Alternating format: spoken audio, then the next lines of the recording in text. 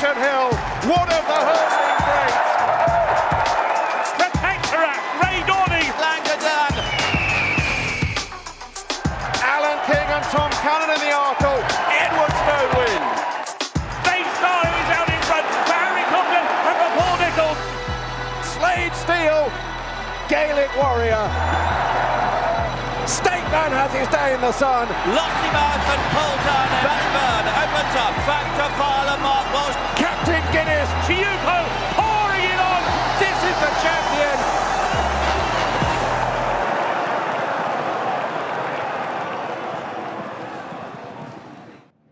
Good morning, everyone, and welcome. Yes, it's like Christmas morning for all those who love jump racing, as the 2025 Cheltenham Festival is finally upon us. 4 breathless days of action here at the wonderful Prestbury Park lie ahead of us, and we certainly begin with a bang this afternoon, as the featured Unibet Champion Hurdle is quite possibly the race of the entire week. Last year's hero Stateman is back for more. The exciting mare Brighter Days Ahead bids to crown what's been a wonderful season, but standing in their way is the hero of 2 years ago, the mighty Constitution Hill. In the colours of Michael Buckley, Constitution Hill, a class apart, wins the Supreme. Constitution Hill, a real champion, a superstar. The best novice hurdler I've seen in decades. Monstrous performance, smashing the track record. The final flight of the Champion Hurdle, Constitution Hill, hold your breath. And he's over clear. Constitution Hill, one of the hurdling greats, simply breathtaking. Constitution Hill at the very top of his game. He may even be able to raise it higher. That was disappointing. We have a problem. Constitution Hill will not be defending his crown in the Champion Hurdle. Constitution Hill has the lead and he comes down towards the final flight. Constitution Hill is back and he's the first ever 3-time winner of a Ladbrokes Christmas Hurdle. Comes down towards the final flow. Gave you a fright, gave us all a fright, but Constitution Hill coasts along in front. 10th run over hurdles, 10th victory.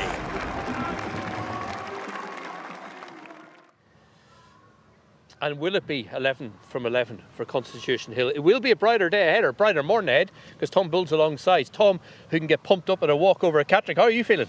I'm buzzing. I can't wait. That's a surprise.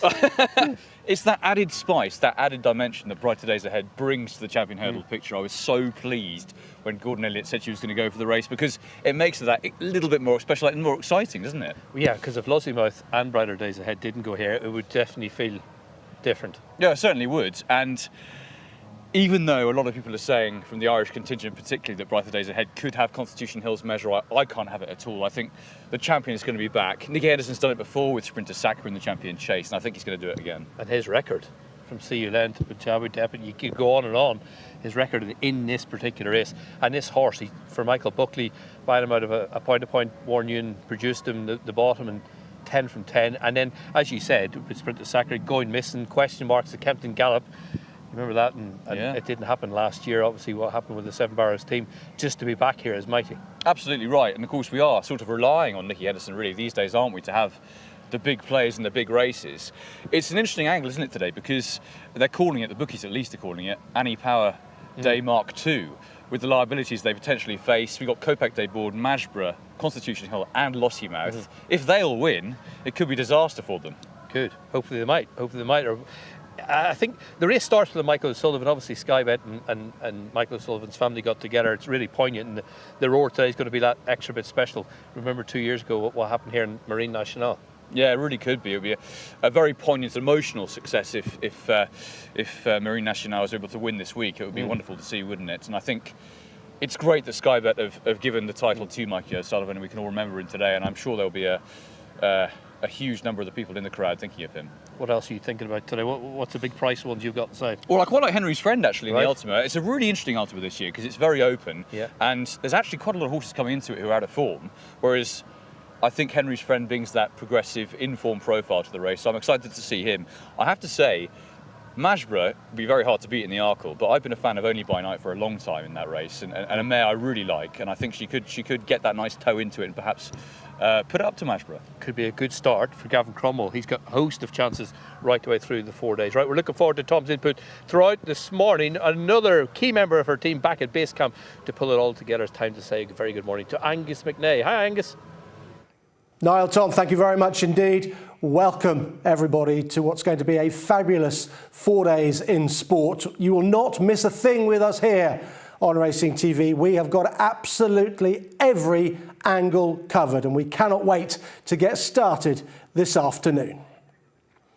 This is the card that you will be able to enjoy with us today. We start at 1:20 with the aptly named Michael O'Sullivan Supreme Novices Hurdle. Grade 1, of course, over 2 miles. The 2 o'clock is the My Pension Expert Arkle, and that is a Grade 1 novice chase, again over 2 miles. The Ultima comes up after that, handicap chase over 3 miles and a furlong. And then we've got the David Nicholson Mares Hurdle, Grade 1. That's where Lossie Mouth will go now, swerving the Champion Hurdle. That's over 2.5 miles, looking to win it again. Then the big one, 4 o'clock, the Unibet Champion Hurdle over 2 miles, the Grade 1 that features brighter days ahead. And of course, Constitution Hill. 4:40 is next. We'll have a look at the juveniles in what is the Fred Winter handicap. It's over 2 miles. And finally, we've got the Princess Royal National Hunt Challenge Cup Novices handicap chase over 3 miles and 6 furlongs. So lots to enjoy with us here this afternoon. And you can supplement your coverage by having a look at the website, because we've got all sorts for you there. Previews, race cards, there's lots of tips for you. Dave Nevison will be tipping there today, Lydia Hislop as well in her Road to Cheltenham column. You can read that column there. You can look at results as well, where you'll be able to find all of the Race IQ data, which has been newly inserted into the website. So there's everything you could possibly need in the website to complement your viewing with us throughout the rest of the day. Now, we've got the Cheltenham Challenge for you as well. This is your chance to win a year's Racing TV membership. It's free to play, and we get underway this afternoon with the first, the Supreme, at 1:20. Now, all you've got to do is try and tip the winners of these races. 1:20, 2 o'clock, 2:40, 3:20, 4 o'clock, 4:40 and 5:20. It's free to play. Scan that QR code there. Do it now and get involved, or go to racingtv.com/Cheltenham Challenge. Have a go. Why not? It's free to play. You can win a year's Racing TV membership for nothing. Just find the winners of those races. Those are all your details then for today. It's great to have you aboard. Looking forward to your company throughout to the next 4 days. Let's go back to Gary O'Brien on course. He's joined by Sam Turner and Don McLean. Angus, thank you so much. Yes, welcome back to a rather chilly Cheltenham, as we were promised. Delighted to have 2 such seasoned campaigners here at Cheltenham alongside me this morning. Don on my right and Sam on my left. Guys, you're very welcome indeed. Sam, just give us an idea of the excitement levels this morning. Does this week still mean as much to you as it ever did? Well, I was awake at 4, if that's the barometer. So, yeah, I think it probably does. I'm not sure this Westlife Tribute Act is going to take off there. But, yeah, it still means as much, I think. It interrupted sleep patterns all the way into it, and wondering how the day's going to pan out. That nervous excitement, but very much so. Yeah, I mean, lots of talking obviously gone on with the weeks and months preceding this week, but now you're here, you're really looking forward to seeing some absolute firecrackers on the track. That's great to hear. And just pick out some of the highlights that you're anticipating over the 4 days. What will be top of the pops? I think today's great. I think we're only missing Sergino from a full house, really, aren't we? I think we've got a brilliant Michael O'Sullivan Supreme Novices Hurdle, an interesting Arkle, which would have been really a great race to watch if Sergino had made it.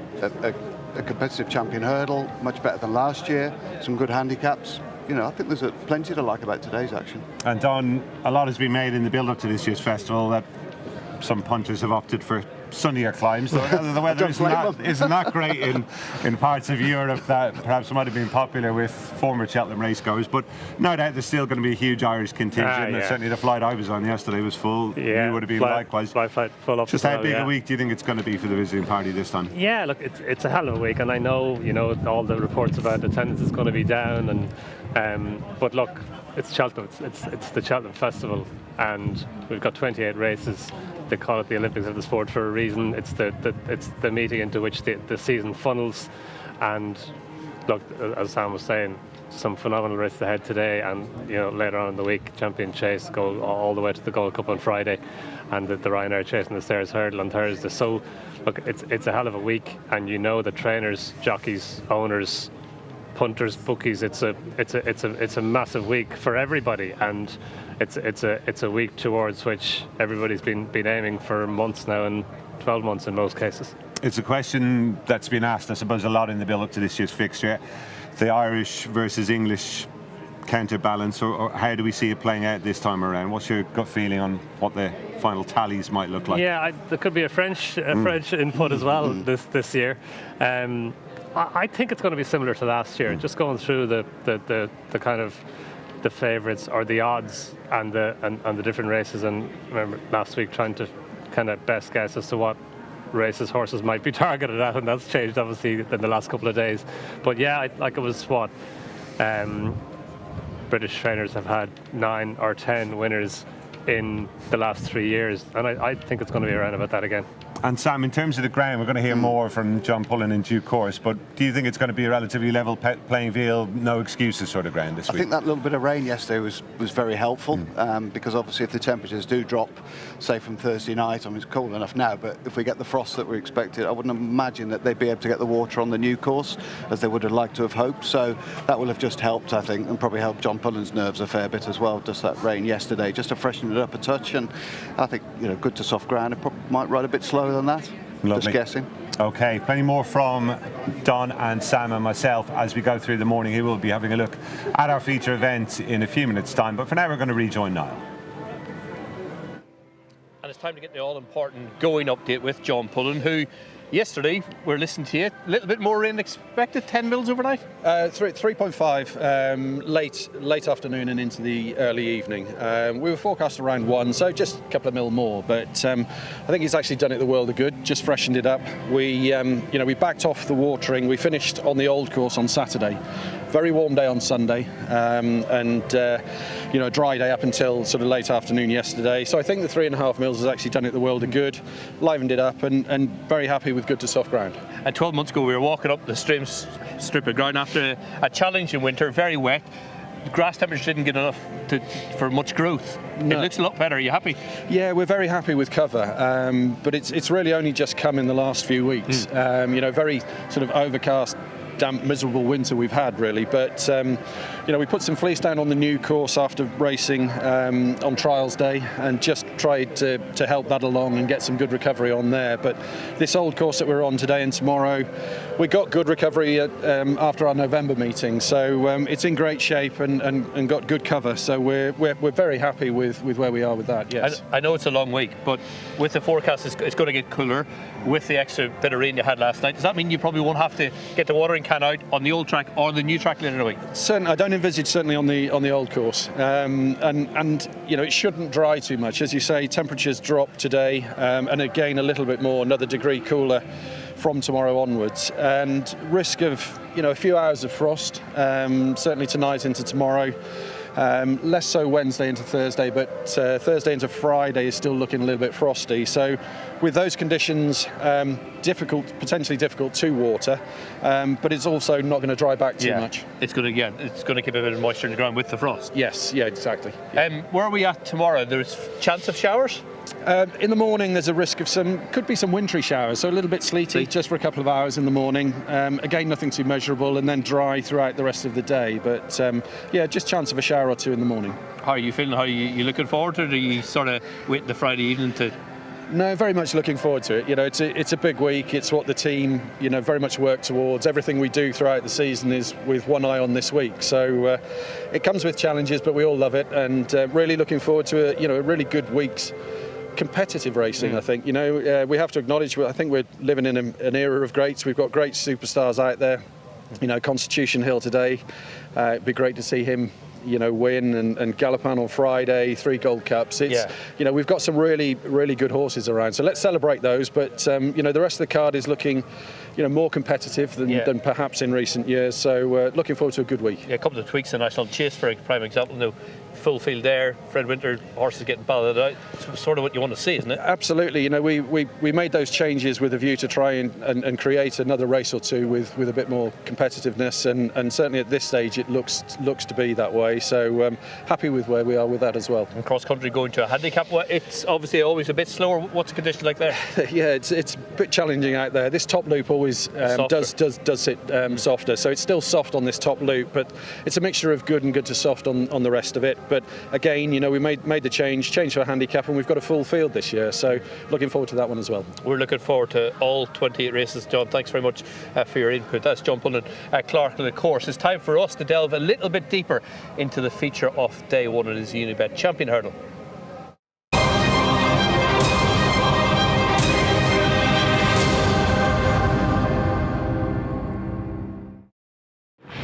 Brighton days ahead by 4 lengths now easily.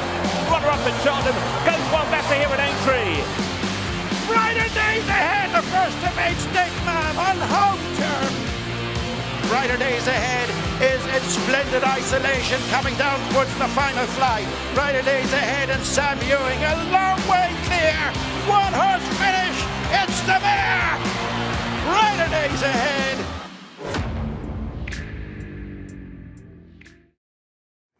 And Brighter Days Ahead is the second favourite at 15-8 at the moment for the Unibet Champion Hurdle at 4 o'clock this afternoon. Constitution Hill is favourite, 8-13 with Sky Bet. And then it's 11s and bigger the rest. Stateman, last year's winners in it, 11s and 28s, Golden Ace, 50s, Burdett Road, King of Kingsfield's 125-1. And Winter Fog is also 125-1. Constitution Hill, though, 8-13 favourite with Sky Bet. He has a tremendous record, of course, here alongside Brighter Days Ahead. These are their career runs under rules. 10 for Constitution Hill. He's won all of them.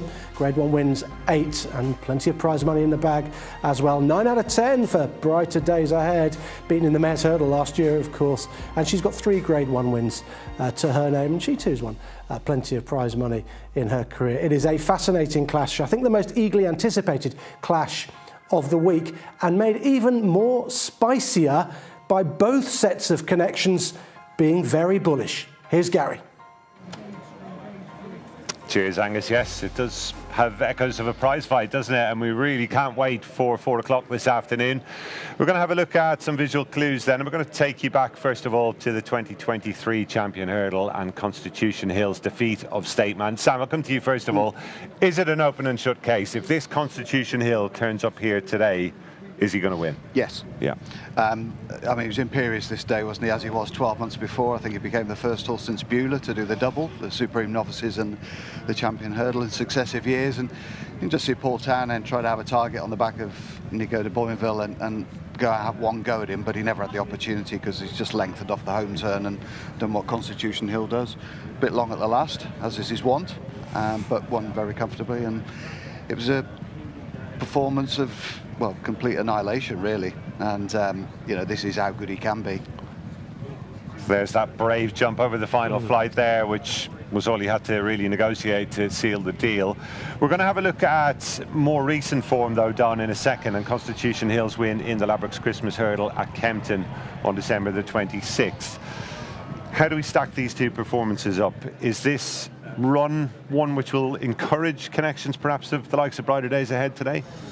I think he did what he needed to do on the day, Gary. He wasn't obviously as good as he was when he won the Champion Hurdle, but this was his first run back after a year off. It's 366 days, I think, because of the leap year he was off. But look, he's got the better Burdett Road on the far side. Lossimat, I'm not sure this was the real Lossimat either. She didn't really travel with any verve. She didn't jump as well as she can jump. But that said, Constitution Hill, first run back after a year. Great to see him back on the racetrack. Great to see him back on track. He's only won by 2.5 lengths in the end from Lossimat, who did plenty wrong through the race. So I think he's going to have to be better than he was there if he's going to beat Brighter Days Ahead today. There's every chance that he will be, given that all the reasons. But I think it's fascinating because it's a case of how close to pinnacle Constitution Hill are we going to get today, and how close to that does he need to be in order to beat Brighter Days Ahead and State Man. So yeah, it's a really, as Angus was saying, it's probably the most interesting race of the week. Yes, that is the conundrum, isn't it? Brighter Days Ahead, of course, famously suffered her only defeat at the festival last year, but she's had a tremendous time of things this season. We're going to have a look at her defeat of State Man in the Morgiana Hurdle at Punchestown back in November. She had to work really hard to get on top this day. Don Winterfog was involved here. He's back in third. But in the end, she did master State Man, who looked the likelier winner for much of the journey. Obviously, we've got subsequent events that we're going to discuss in a second, which have probably changed the picture. But what was your feeling coming away from this? I thought she was brilliant this day, Gary. Again, you can see there, just going over that was the third last. She jumps a bit to her left. She jumped a wee bit to her left throughout this race, and State Man came up on her outside. He heads her now on the run to the final flight. But the tenacity that she shows to bat to back. She did have race fitness on her side. She'd had that run at Down Royal coming on here where State Man was making a seasonal debut, but State Man had never been beaten in Ireland before this day, and he comes up on the outside. He's definitely gone ahead of her down to the last, and just the grit and determination that she shows on the far side. We know that she stays further than this trip. 2 miles of Punchestown. It's a sharp enough test for her. Sure, she'll be happier at Cheltenham, the stiffer test at Cheltenham, for all that it is over the same distance. But that grit, determination that she showed to get back up, we know she improved from that the last day, and we just don't know how good she could be. And Sam, of course, the majority view as we have a look at this Neville Hotel's hurdle at Leopardstown at Christmas was that State Man, with the run under his belt, would turn it around. Obviously, the truth was very, very different. Just how much faith can you put in this performance of Brighter Days Ahead with State Man obviously underperforming on the Well, it is difficult to believe, isn't it? I mean, not that she wouldn't be totally commanding in victory and beat State Man, but the fact that Winterfog runs past him late on would be setting the alarm bells for me, for sure. I thought they executed the team tactics beautifully this day, made sure that it was a proper test at 2 mile, which put her 2.5 mile stamina into play, and she was a bit long at the last and perhaps a touch guessy, but she'd done a lot of running up to that point and she put a lot in. Now she's been given plenty of time off to recover from those exertions, but it was a tough enough race, I think, and you know, I'd just be interested to see how she goes today. I think the faster they go, that more that plays into Constitution Hill's strengths, really. So it's absolutely intriguing matchup. I don't think it was any surprise that Brighter Days Ahead's connections opted to give the Dublin Racing Festival a miss, but of course we did have that clash between State Man and Lossiemouth in the Irish Champion Hurdle, which ended rather early with the fall of Lossiemouth down the far side. State Man obviously went on to capitalise, Sam, but I don't know about you, I thought he looked a bit laboured through the closing stages this day, and I don't know, the cheek piece is going on. Is the jury out? Yeah, very much so for me, and you know, it's intriguing that he's a double-figure price, you know, considering he won a champion hurdle last year today. So that probably tells you how the market feels about this performance, and also his performance last year where he was workmanlike. But I'm not sure about this performance. They went hell for leather for the first mile. They were 6 seconds quicker than Kopek de Board on the first mile. So they absolutely fled round these two.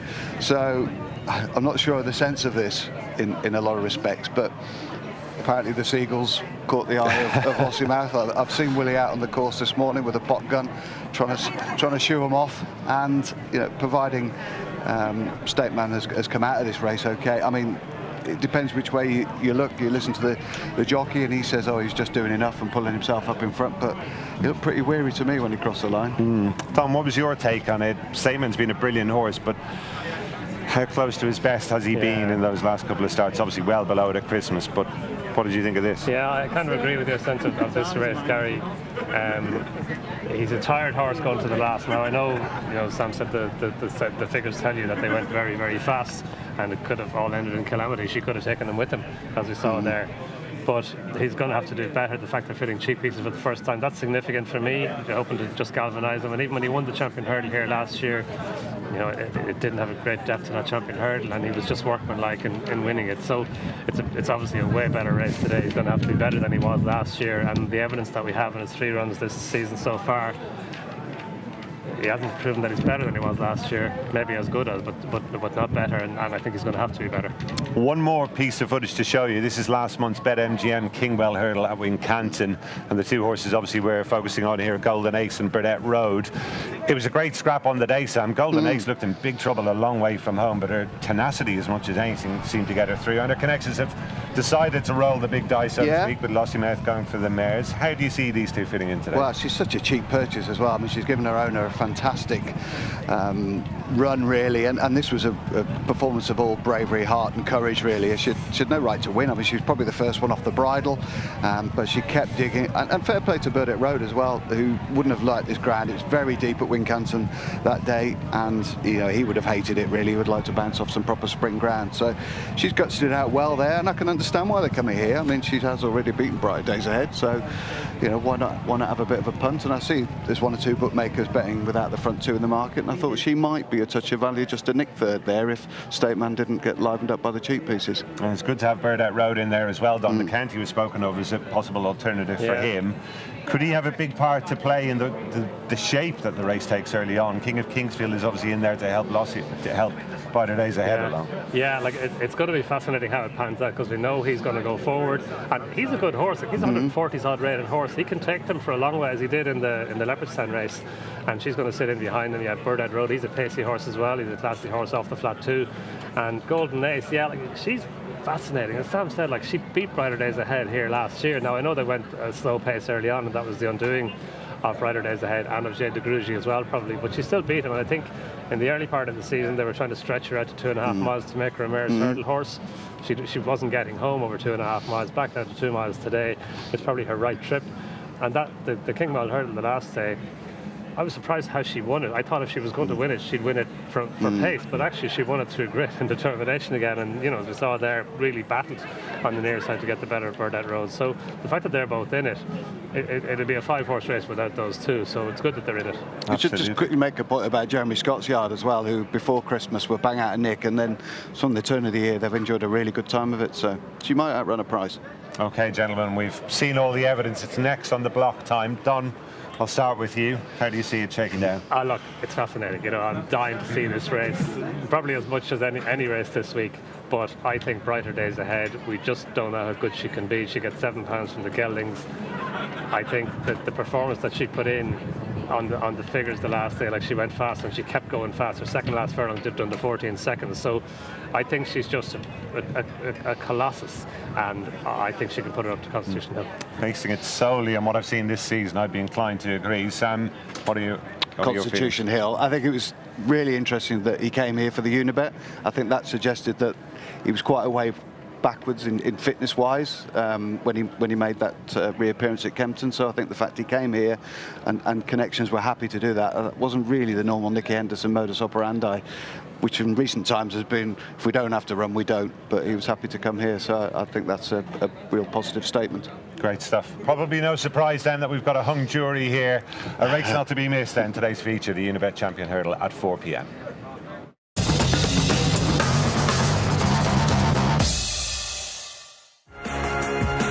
Mark your card.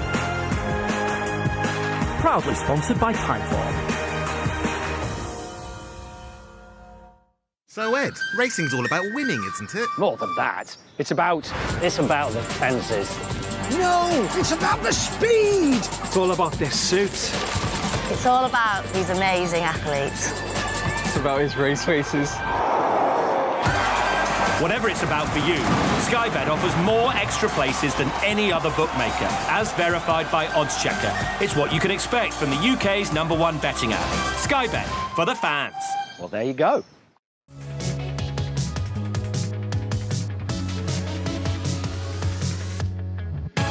Kopek aboard Fraser's pal. Well, he must have some engine to do what he did. Kopek aboard doing this very easily. Normally you get a novice like that once every 5 or 8, 10 years.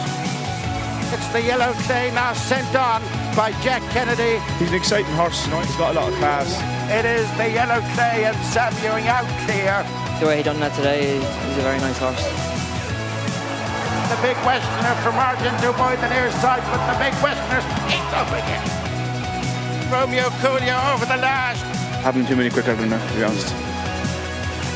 Romeo Coolio clear, turning to the winner's enclosure in the Paddy Power Future Champions Grade 1 novice.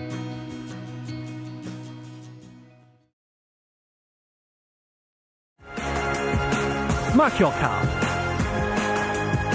Proudly sponsored by Timeform.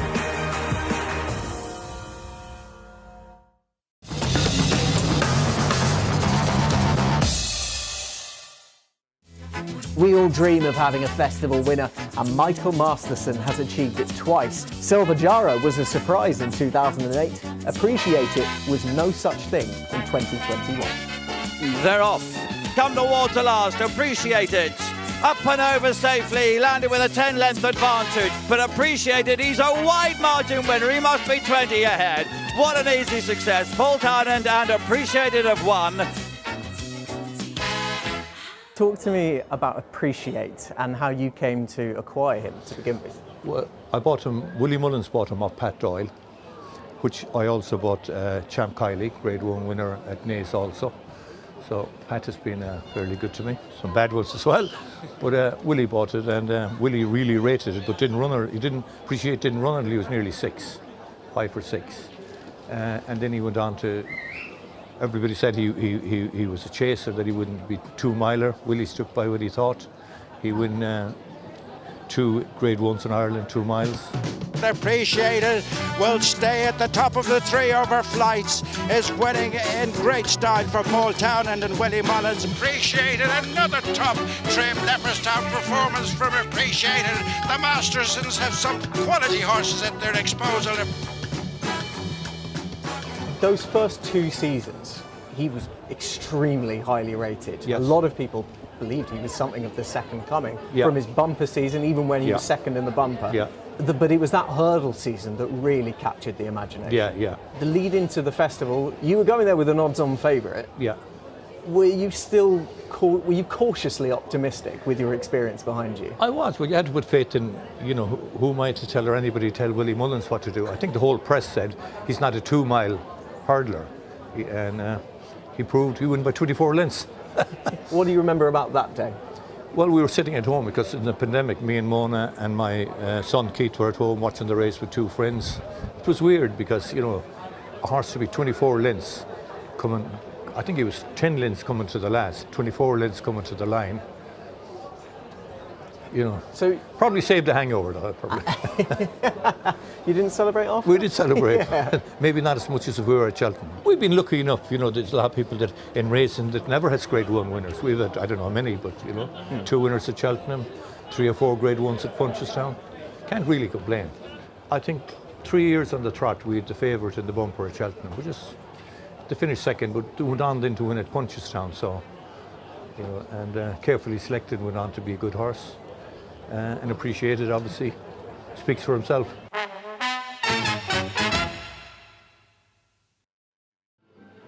Appreciate another winner for Willie Mullins. He's well represented, not just the favourite, numerically in the Michael O'Sullivan Supreme that gets us underway. Tom Bull and myself joined by Michael Shinners to get some betting updates. First of all, Michael O'Sullivan Supreme. Obviously, it's the Sky Bet Supreme. When you got the permission of the family of Michaels, was it hard, you and the BHA coming together? No, it was absolutely fine, Niall. Cheltenham and the Jockey Club have been fantastic, as have the O'Sullivan family. Obviously, it's so incredibly raw still, but yeah, I mean, we kind of feel it's a fitting tribute to Michael. Obviously, won the 2023 edition on Marie Nationale, and hopefully today's race will be a great race and will be a sort of a poignant memory for everyone here. I think it'll be. You know, it was just the right thing to do. Absolutely. Tom, we were just saying off camera, you might be just lump on the favourite or stick something in each way. It's a good field. It's a really good field, and obviously Kopeck de Board heads the market. There was a little bit of public conjecture yesterday when he was trying that hood on social media, and people started saying, oh, he doesn't like the hood. Was there any reaction in the market to his price after that? To be honest, I didn't know which way to go there. I think he's pretty solid, to be honest, in the betting, Tom. He's around about 8 to 11. I mean, yes, I suppose there's a slight, obviously this is something different. We haven't seen him in a hood before, but it's interesting. Willie's obviously got 6 of the 12 runners. Salvatore Monday has been incredibly weak, out to 14 to 1. He's been sort of anti-post second favourite for forever, to be perfectly honest, certainly since the Dublin Racing Festival. Good money for William Money, and obviously that would be an incredibly poignant winner at 13 to 2 from 11 to 1, and also work ahead, obviously, from the Bromhead and Red Shear. Romeo Coolio, he's just been rock solid all winter. Yeah, and to be fair, almost the forgotten horse. You know, obviously second here, and would have must have a huge chance. But yeah, Kopek de Boards would get favourite backers off to a flying start. And champion hurdle-wise, Shinners, Constitution Hill, is he solid at the top? And brighter days ahead, obviously, coming in there is a big challenge. Is there any wavering in terms of the market with the favourites? So we are super boosting. I know we used to say we're the home of the boost. We're now home of the super boost. Yeah. So we're super boosting Constitution Hill. We are even money Constitution Hill. Obviously, there's a max bet on that. And yes, as you would imagine, he's very, very solid. Brighter days ahead around about 15-8. Stateman 11-1, and then it's sort of 20-25 to 1 bar those. It kind of feels like, it looks like a 3-horse race. It's probably a 2-horse race. But I mean, it'd be fascinating to see how tactics play out, and let's hope that we have a classic. Good stuff, Michael. Great to catch up. We'll hear plenty more from you throughout this afternoon. It's time for us to get a delve deeper into the Supreme and have a closer look at Kopek de Boards. Yeah, thank you, guys. Yeah, I'm going to have a close look at Kopek de Boards. There's been a lot of conjecture about why he's wearing a hood. It's all over social media. Why have they put a hood on? I think that's pretty simple to answer, isn't it? He's pretty keen in his races. There's 2 hurdle races he's being keen. So they put the hood on to try and settle him down. The better question to ask is, does he actually need a hood?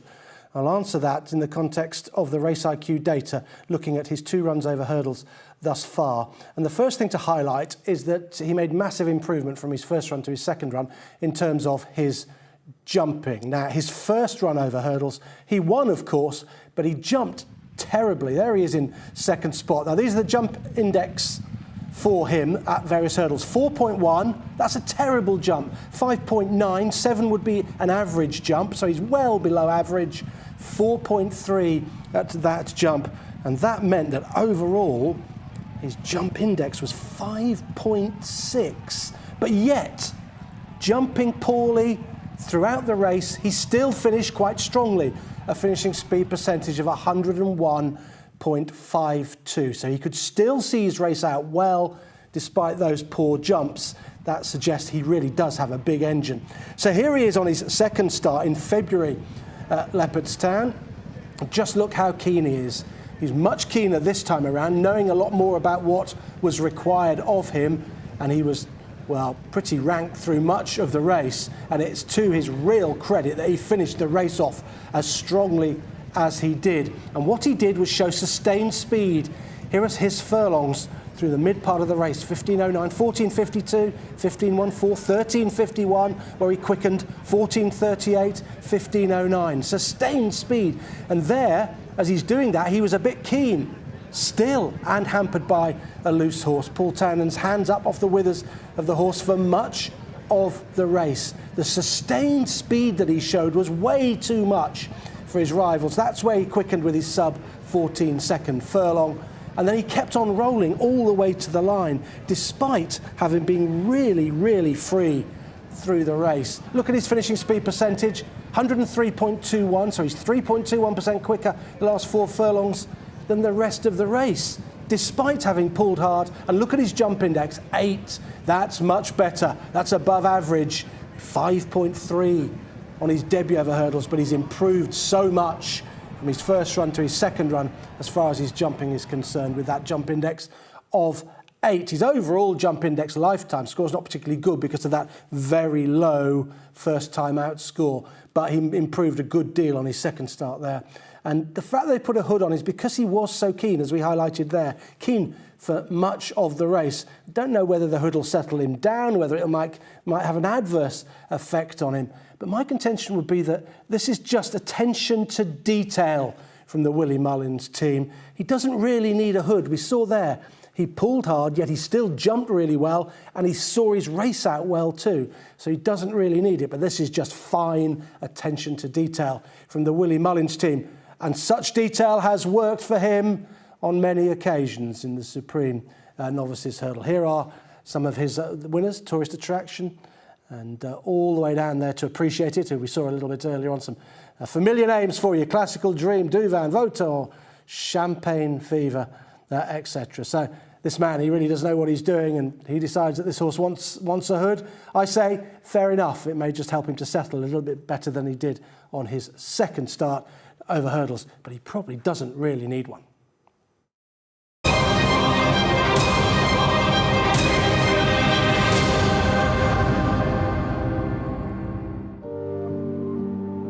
Michael O'Sullivan has died at the age of 24, one of the most promising and prodigious talents we've seen for a long time. Very cool, very, very cool. Much loved, much talented, but just such a kind, warm, caring person.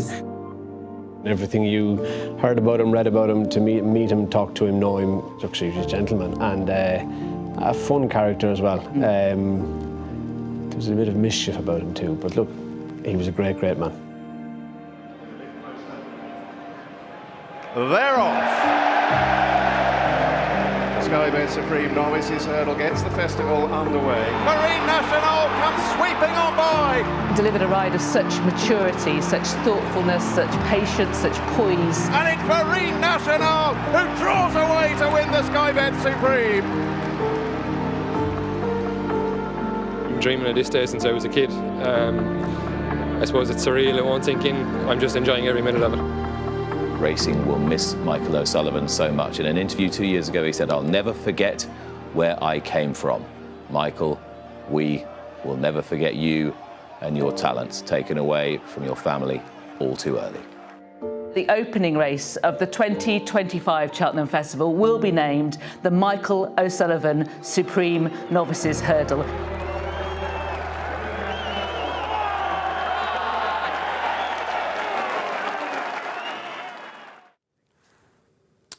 Michael O'Sullivan, seen there in the colours of his two Cheltenham Festival winners, Marine National and Jazzy Matty as well. Appropriately, the opening contest, the Supreme Novices Hurdle, named in his honour, and he really will be missed this afternoon. So we concentrate on the Supreme Novices Hurdle run in Michael's honour. Number one is Funicular, who is 146p according to Timeform. The Timeform ratings there for you for every horse. Irency, 148p, and Carbau, 152 for the Willie Mullins Sean O'Keefe combination. Number four, another Mullins horse, Carnique. He'll wear a hood for the first time, and Danny Mullins will ride him. He's 151. Copec des Bourdes, well, 168p, big P for him. So Timeform anticipate plenty of improvement from the favourite. So he wears a hood for the first time. Romeo Coolio for Gordon Elliott, 163p for him. Jack Kennedy on board. And then we move on to Salvatore Mundi, a bit of a drifter in the market so far today. He's out to around about 14 to 1. He did well to win last time, held up off a steady gallop. He sprinted clear, and he's got improvement in him according to Timeform, 151p. Skylord, 141, and Tripoli Flyer for the Fergal O'Brien team. He's on a four-timer, this horse, 157. Tutti Quanti for the Paul Nicholls team is number 10. Harry Cobden will take the mount, and Timeform rated 138. William Money, who has been supported today, he's got a Timeform rating of 155p in those Marine National colours, of course. And Work Ahead looks like a strong stare when he won last time up. He's an interesting contender with a rating of 156p, according to Timeform, having just had 2 runs under rules. Those are the runners for the Michael O'Sullivan Supreme Novices Hurdle, and this is the all-important betting. Copec des Bourdes is very solid at 8 to 11 with Sky Bet. William Money is 13 to 2, along with Work Ahead. Romeo Coolio is 7 to 1, and 14's Irency. Salvatore Mundi 14s, 18's Tripoli Flyer, 28 to 1 Carbau, Carnique 40s, 50s and bigger the rest. Copec des Bourdes, I thought he was a brilliant winner last time up. He did things wrong, but still got the job done. Really impressive for me, and I can see why. He's strongly fancied today for the opener. Here's Gary.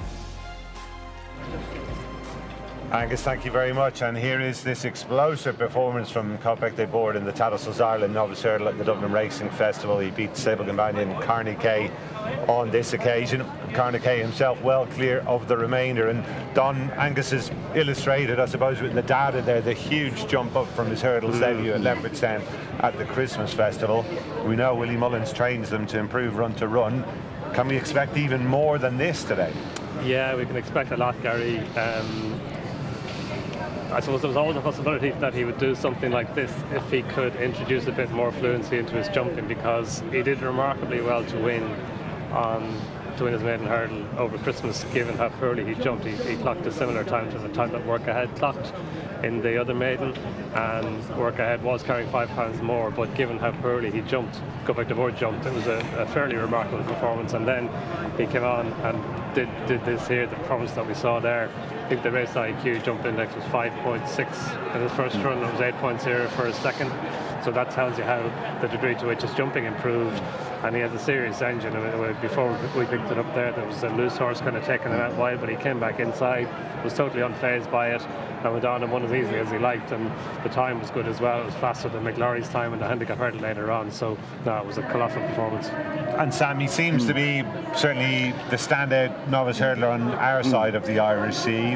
What's your feeling about him? Could this be a real top-notcher? Yeah, he just looks exceptional. I mean, the overall time figure as well, the speed figures I use that Andy Bate compiles, has him, well clear in this field as well. So it's not like he's just doing it and quickening clear of some decent rivals on a final circuit and putting in a good scintillating performance. He's doing it all the way around. Much more professional performance. It just all seemed to come together in that run. And the fact that it was sort of 13 lengths back to the second, 9 lengths back to the third. The third was being placed in a Grade 1 himself. So, and is the apple of Warren Great-Trixie's eye. So, these aren't bad horses, and he's destroyed them, absolutely annihilated them. And it's still so early on in his career as well. We could see something special today. Prior to Go Back to Board's win at Leopardstown, Romeo Coolio was one of the favourites for this. He's still prominent enough in the betting, but we're going to have a look at his win in the Future Champions Novice Hurdle at Leopardstown at Christmas. Carnegie was in this race as well, but he made a bad mistake which really put him out of contention.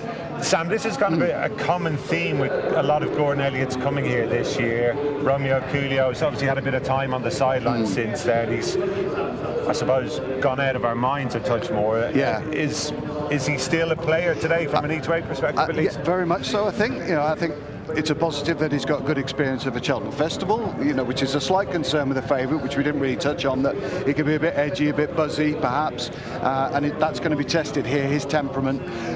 But with Romeo Coolio, that looks rock solid. Obviously finished second in a championship bumper, and he's a different type of horse. He might not have that scintillating turn of foot or speed that Go Back to Board shows and showcases, but he's a really strong, relentless galloper at 2 miles, and I think they've worked out probably the way to ride him tactically, sit a bit closer, try and draw the sting out of one or two of the more speedy horses.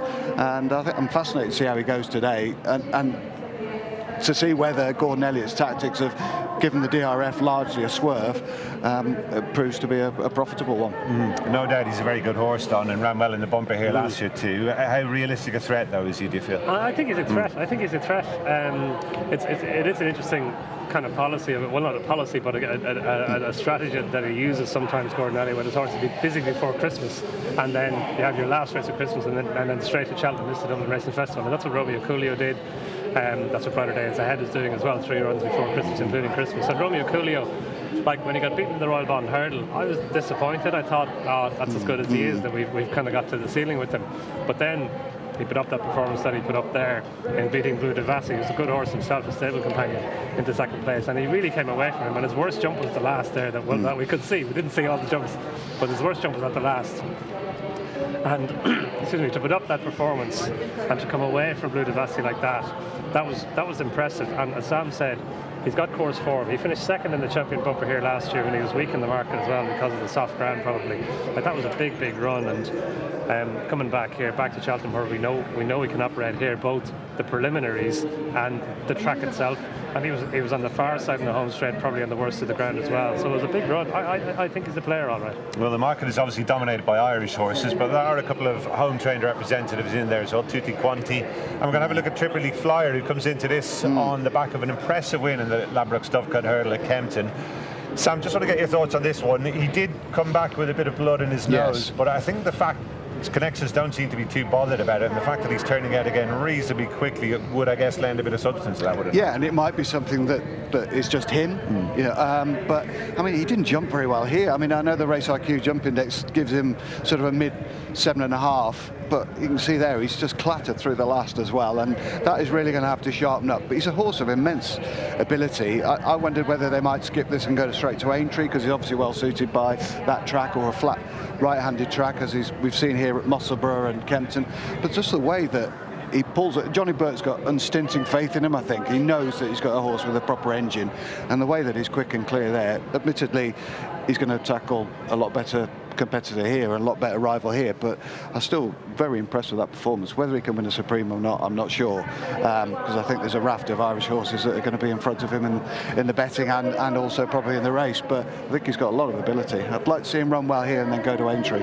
Good stuff. Okay, I suppose are well aware at this stage that Henry de Bromhead went through a bit of a quiet time earlier on in this year, but the signs of late have been an awful lot more encouraging. And Dom, we're going to speak about Work Ahead now, who will see winning his maiden hurdle at Leopardstown at Christmas, beating one of today's rivals, William Money, who himself has developed into a real leading candidate for this race. What about these two? Let's deal with Work Ahead first of all. Yeah, he was good this day, Gary. Michael Connor rode him this day. He got him out in front, and he didn't see another rival. He just kept on going further and further away. It was all very easy for him. His jumping was good as well, and he just came away from William Money. And William Money probably improved from that, but he enhanced that form the last day. We'll come on to William Money now in a second. This was Work Ahead's second run back over hurdles. He finished third behind Jasmine DeVoe in the maiden hurdle at Navan in early December. That was his first run on the rules, his first run since he won his point-to-point. And then coming on here, it's you can see how well stretched out they are. He's just come right away from William Money. And William Money, it's not that he's just improved dramatically of late. He was a very good bumper horse last season. He didn't run at Cheltenham, but he was one of the really good bumper horses in Ireland last season. And Work Ahead's come right away from him. And it's not like he missed any engagements. I think Henry said quite quickly after this he was going to go straight to Cheltenham, and you can understand that. He's a kind of got that aggressive, prominent style of racing that, yeah, it's going to be an asset here. William Money, of course, would be a very fitting winner given the colours he carries of the Michael O'Sullivan Supreme Novice Hurdle. On his next start, he was runner-up to Cowabunga, who unfortunately misses the Cheltenham Festival. But Sam, after that, he went to Punchestown and he put up what I thought was a hell of a good performance this day. The penny just seems to be dropping with this horse, and they rode him a bit more patiently this day. Where does he stack up in today's race? Well, it's interesting the way that he's been campaigned, because he's been campaigned like a horse that needs experience, is learning on the job. He's needed these educational starts, and I just thought he tanked through this with like the wrath of God, didn't he? And the way that he came clear. Look, it's a minor event, but it was still a listed hurdle. His speed was there for all to see, really. I think he was 20 lengths quicker than anything else on the circuit that day. His overall time was very good as well, so it's not like they've sauntered and then quickened.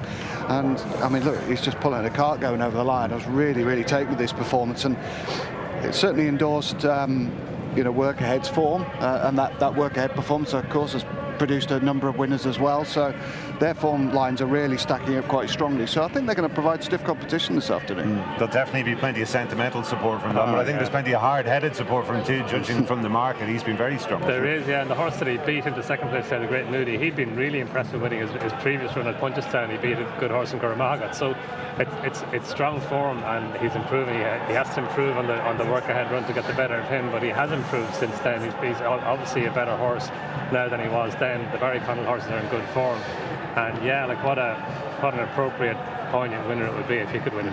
Another horse who I suppose has somewhat been forgotten about since we saw him last is Salvatore Monday, also trained by Willie Mullins. Patrick Mullins will take the ride today. Of course, he's got some festival experience from last year to call on. We'll have a look at his win in the Sky Bet Club Moscow Flyer Novice Hurdle at Punchestown in January. Sky Lord was in the lineup this day as well. He's a big outsider today. This was one that really divided opinion at the time. Plenty of water's gone under the bridge since then, obviously, as well. And he's a 14-to-1 shot as we have a look at the prices now, scrolling across the bottom of the screen. Jumping can be an issue for him at times. Is he a player today? He's losing ground at every obstacle that we're seeing there. I remember on the day he was put in his favourite for the Supreme, I think, directly after this race, and you can understand that a Willie Mullins horse who wins a Moscow Flyer Hurdle. But yeah, there are two schools of thought. A, he can't do this and win a Supreme Novice Hurdle. B, he still managed to win, and did well to get the better of Calistwar on the near side, given how much he did wrong through the race. Like, his jumping wasn't good, and it was way better at Tipperary. I know it was a much worse race that he won at Tipperary, but his jumping was better that day, and the pace was slow. The finishing speed percent was 112, so it was today pace which didn't work in his favour. Even when we joined them there, he didn't look a likely winner turning for home, and he showed a lot of determination to get up and win off a sedate pace. And without jumping well, look, he's going to have to jump. It goes without saying, he's going to have to jump an awful lot better if he's going to be involved here. But you know, off a faster pace, there's every chance that he will jump better, because he's proven before that he can jump better than that. Willie Mullins, as you might expect, got plenty of backup in there to the favourite, not just Salvador Monday, horses like Carbow as well. And Sam, a bit of a dark horse we're just going to touch on before we wrap up here, Iransi, who we haven't seen for quite some time. I just assumed that he was going to be out for the season when he went missing after his win in a Punchestown maiden hurdle, but very impressive that day. He had a good run behind Ballyburn and Firefox the season before. He's clearly fragile, but he almost could be anything still, couldn't he? Absolutely. I was very, very taken with him. Flashy white blaze on his face as he strode majestically clear at Punchestown, and I thought he bounced off the good ground there as well. I think he really enjoyed that sort of spring ground that he tackled that day. The going allowance wasn't too bad, which meant that you could really see him lengthen and quicken. I was very taken with him. The fact he's 14-16 to 1 shows you what a hot race it is, really. I actually think he and William Money might be the ones to perhaps give the favourite most to do. What's your gut feeling on the overall picture? Yeah, I was with Romeo Coolio anti-post, and then Kopek de Boer came along and put that statement performance down, marquee effort at Leopardstown. So, look, you have to really respect that performance. It was an awesome display, but I like William Money and Romeo Coolio. Those are the two that, on the speed figures I use, are sort of bustling up the favourite. So maybe if the pre-race prelims get to Kopek de Boer a little bit, there might be a chink of light for us each way players. Good man. Don, summing up for us with Kopek de Boer, a lot of Irish hopes going to be resting on him to get proceedings off to a good start. I think Sam has touched on it there. The preliminaries are important. He wears a hood for the first time. William Money wears a hood for the first time as well today. So that's like. Doesn't get much louder through the week than it's going to be before the Supreme Officer. The buzz here before the 120. It's going to be, it's going to be a test for horses. So if he can cope with them okay, then look, he's the one they have to beat. But I think it's a really good Supreme. William Money work ahead, and of the others, Romeo Coolio is top of my list. The fact that he's got course form and good course form for me just shades it for him as best of the rest, and maybe the one to put it up to Kopek de Boer. Those then are our thoughts on the festival curtain raiser for 2025, the Michael O'Sullivan Supreme Novice Hurdle, Angus, which gets us underway at 1:20. Gary, thank you very much indeed. Our Freeview period is about to come to an end. If you are watching for the very first time, thank you for joining us. I hope you've enjoyed what you've seen thus far this morning. And if you want to see more of what we have, and indeed all 28 races live from Cheltenham today, well, do join us. Go to the Racing TV website and sign up to Racing TV. We're the only channel that will show all 28 races live. You'll be able to see them all with us if you go and sign up. But for now, thank you for joining us on Freeview.